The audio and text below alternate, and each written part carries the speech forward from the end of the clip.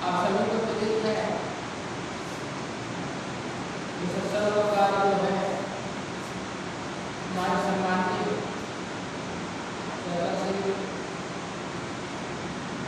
राम साहू जी, जिसका देख के आप आराम से शास्त्रीय कहते हो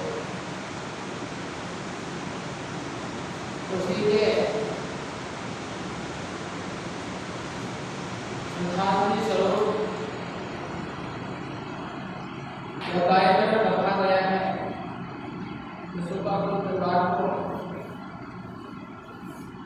सत्संग करते हुए इस ज्ञान त्याग कर गए जीवात्मा को परमात्मा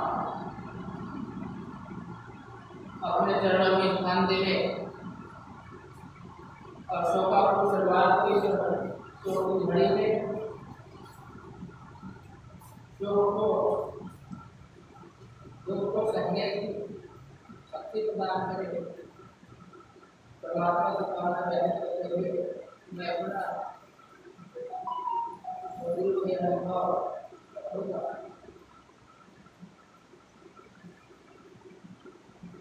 समाधि जी ने इस प्रकार सत्संग में आते जाते थे, उल्लेख करते थे। लंबा समय तक मैंने उसके साथ में भी रहा है, साथ में घूमना बैठना रहना सब हुआ।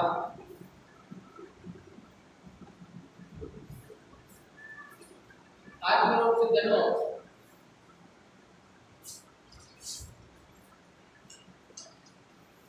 चराचर के रूप में दिखने वाले विश्व ही विश्वरूप परमात्मा है,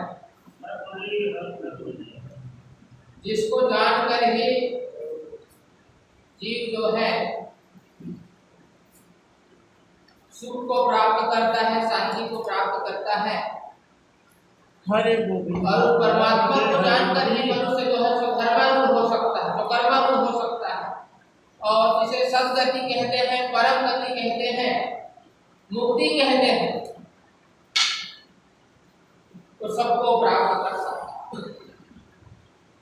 तो पहले जानना पड़ेगा। भगवान कृष्ण ने गीता में कहा है कि केवल ज्ञान को ज्ञातम करो पूर्वे रवि मोक्ष भी गुरु कर्मे तस्मात् पूर्वे पूर्व करो। केवल ज्ञान का पूर्व के महापुरुषों ने भी परमात्मा को जानकर कर्माचरण किया है, सुधर्म आचरण किया है। तो हमें भी उस परम पिता परमात्मा को जानकर स्वधर्मारूढ़ होते हुए अपने जीवन बिताना। इस प्रकार की शिक्षा महापुरुषों ने, अवतारी महापुरुषों ने हमें युग युग में देते रहते हैं, युग युग में हमें मार्गदर्शक करते रहते हैं। लेकिन हम उसके मार्ग को, उसके बताए हुए ज्ञान को हम किनारे रख करके हम अपने ढंग से इस जीवन में सुख शांति समृद्धि और भक्ति और मुक्ति प्राप्त करना चाहते हैं। लेकिन हम अपने ढंग से ये सब करेंगे तो हमें सिद्धि नहीं मिल पाएगी। जिस लक्ष्य के लिए हम प्रयास कर रहे हैं वो हमें नहीं मिल पाएगा। भगवान श्री कृष्ण गीता में कहते हैं जो कोई भी हो जो शास्त्र आज्ञा नहीं माने, इच्छा से अपने चले, उसे सिद्धि नहीं मिले, सुख न सके। जो शास्त्र की आज्ञा को मानता नहीं है, धर्म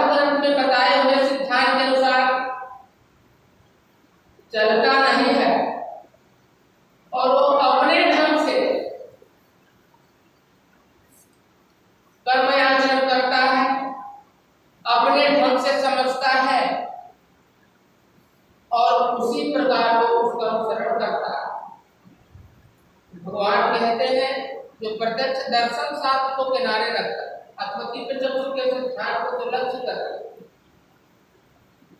जो अपने रीति अपने ढंग से सिद्धि प्राप्त करना चाहता है तो कहा है कि यह साध विधि उसे निवर्तते काम करता न च सिद्धिम अवाप्नोति न सुखम न प्राप्त। मनमाने आचरण करेंगे, अपने ढंग से चलेंगे तो उसको सुख, सदगति और सिद्धि मिलने वाला नहीं है। इसलिए हमारे महापुरुषों ने भूले हुए मानव जगत को हर एक युग में सही दिशा देने के लिए वो आता है। भगवान श्री कृष्ण कहते हैं, भगवान राम ये कहते हैं कि जब जब हो धर्म के हानि, जब जब धर्म की ह्रास होता, हानि होता, अथवा लोग स्वधर्म को त्याग कर अधर्म में प्रवृत्त हो जाता। अब स्वधर्म क्या है? सम्मान्य जी ने बताया कि धर्म नाम स्वभाव का है। धर्म नाम किसका है? स्वभाव का। जब व्यक्ति अपने गुण स्वभाव को नहीं जान पाता, नहीं समझ पाता, तब वो अपने व्यवहार क्षेत्र में, अपने कार्य क्षेत्र में या तो दुराचरण लाता है या तो निष्ठता होता है, ठीक से काम नहीं करता, समय पर काम नहीं करता। उसका कारण यही है अज्ञानता, न जाना, अपने स्वधर्म को न पहचाना। तो स्वधर्म का ज्ञान कराने के लिए अवतारी महापुरुष जो है चतुर्युग मालिका में 10 बार आते हैं और आकर के मानव जगत को शास्त्र का रहस्य, धर्म का रहस्य बताते हैं। भगवान कहते हैं कि मैं तो युग युग में आता हूं, आती है जब भी गिरानी भारत में धर्म, अधर्म बल पाता है लेता हूं तब जन्म, कल्याण साधु वृत्ति का नाश करने साधु का, स्थायी धर्म बचाने को लेता हूं जन्म पैसा। स्थायी धर्म माने सनातन धर्म, मानव धर्म, दर्शन करने के लिए बार बार आते हैं और बार बार मानव जगत को शिक्षा देते हैं। लेकिन कुछ समय तक ये रहता है उसका शिक्षा मानव जगत के प्रचलन में, लेकिन धीरे धीरे फिर भूल जाता है। तो भूल जाता है तो फिर बताने की आदत श्री कृष्ण जी कहते हैं कि मैंने इस ज्ञान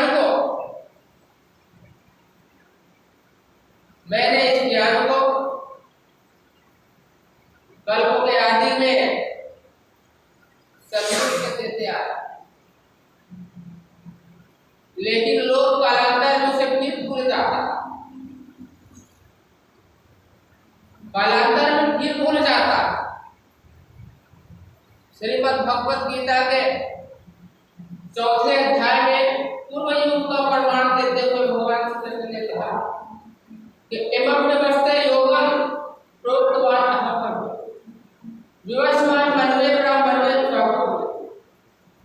मैंने अरे अवसर ईश्वर के स्फुरण से सूर्य कुल में उत्पन्न हुआ कश्यप अदिति का ज्येष्ठ पुत्र विष्णु नामक शरीरधारी मानव के हृदय में सबसे पहले ये परमात्मा दर्शन कराने वाले ज्ञान ईश्वरी के स्फुरण से प्रकट। फिर एक बार कोई भी ज्ञान किसी के हृदय से ईश्वरी स्फुरण से प्रकट होता है तो उसकी परंपरा चलता है। एवं परंपरा प्राप्त में प्राणिशो वेदो सकाले ने भक्ता योग लगता। वो परंपरा तो समय तक रहता है। एवं परंपरा प्राप्त राजसो को मिला, वही परंपरा प्राप्त ज्ञान विष्णु ने अपने पुत्र को दिया, मनु से ऐसे परंपरा प्राप्त राजऋषियों को भी मिला, अनेक पाठशाला में भी दिया।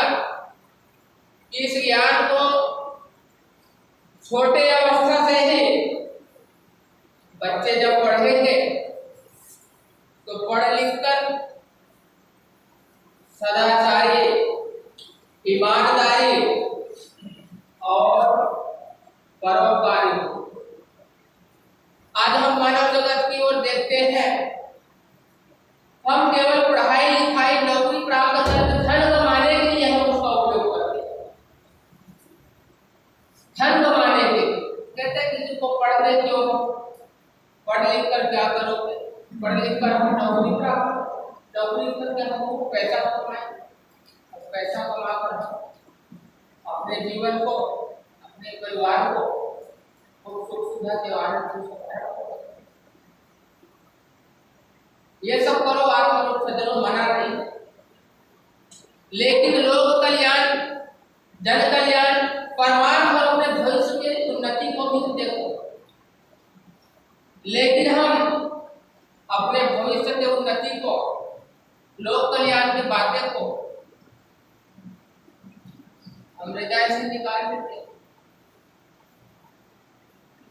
जबकि ज्ञान जो है सेवा के लिए ही होता है, सुख के लिए ही होता है। लेकिन हम ऐसा नहीं करके हम भी स्वार्थ में पड़ जाते, अपने जीवन को बिताते रहते। इसका मतलब यही है कि हमने ज्ञान तो प्राप्त किया है, लेकिन उसका सदुपयोग करना हमने सीखा है। उसका सदुपयोग करने के लिए मानव तभी सीखेगा जब उसे आत्मज्ञान का अनुभव। इसीलिए उस समय ये ज्ञान को जन जन तक फैलाने का कार्य पाठशाला में दिया, ताकि बच्चे पढ़ लिख कर अपने स्वधर्म का सदुपयोग कर सके, अपने पद प्रतिष्ठा का सदुपयोग कर सके, जिससे अपने सहित मानव जगत को सुख शांति पहुंचाने का कारण बने, नामी व्यक्ति बने, प्रतिष्ठित नागरिक बने। तो आत्म रूप से जब तक हम परमात्मा को नहीं जानेंगे, तब तक धर्म क्या है इसका वास्तविक रहस्य हमारे समझ में आने वाला है। तो अवतारी महापुरुष ही धर्म की रहस्य को खोलता, धर्म के रहस्य को बताता।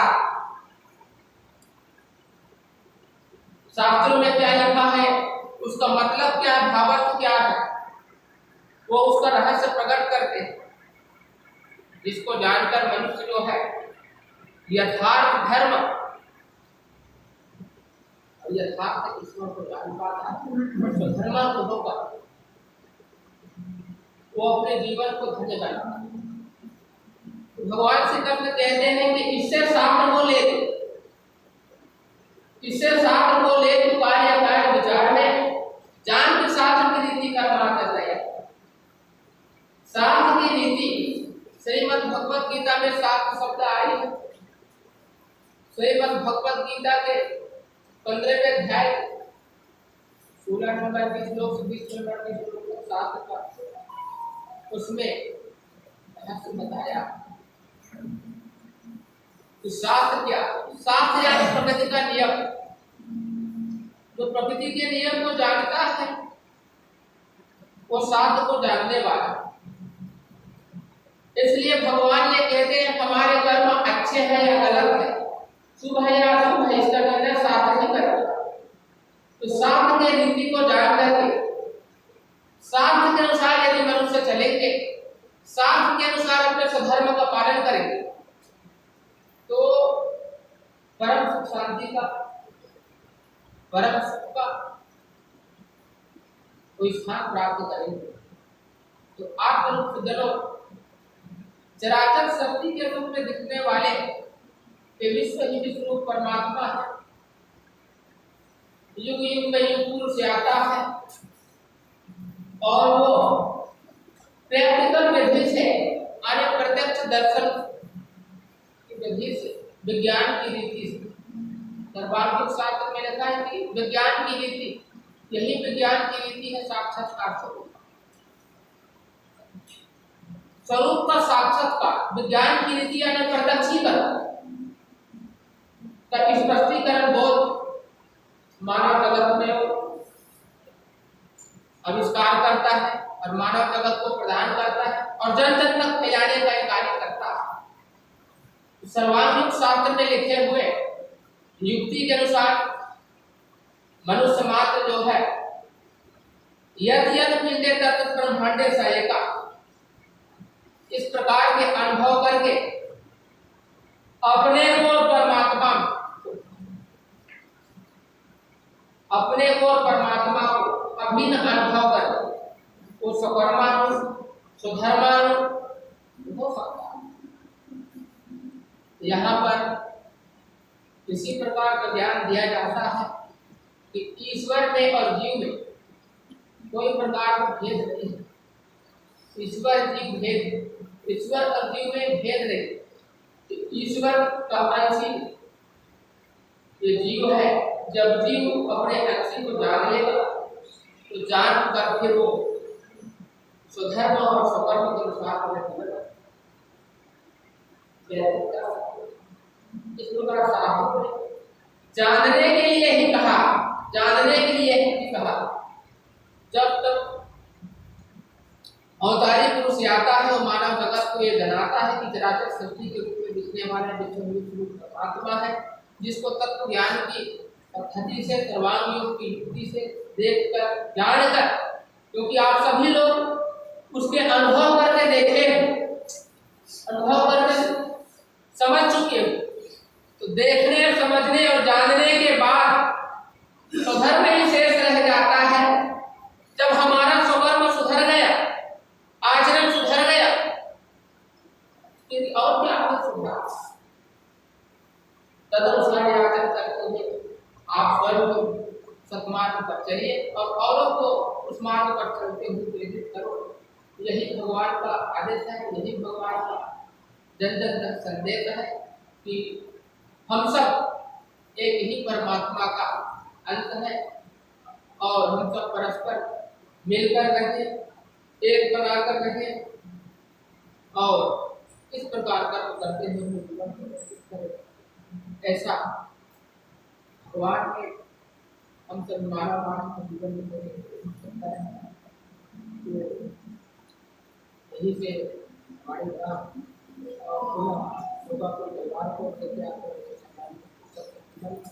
बोलिए सद्गुरु भगवान की जय, विष्णु परमात्मा की जय, सनातन धर्म की।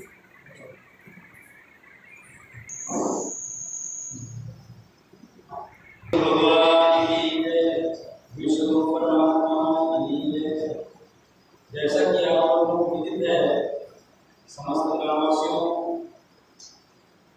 आज हमारे रामदेव महाश्री रामगुरु स्वागत जी का दशगात्र कार्यक्रम है। तो मैं ग्रामवासियों से और बाहर से आके जितने भी सज्जन हैं उनसे निवेदन करना चाहता हूँ, दिवंगत आत्मा के शांति के लिए सामुदायिक भवन में सत्संग का आयोजन किया गया है, जो कि चल रहा है। 2-3 उद्देश्य का उद्देश्य हो चुका है, एक और वरिष्ठ उद्देश्य को मैंने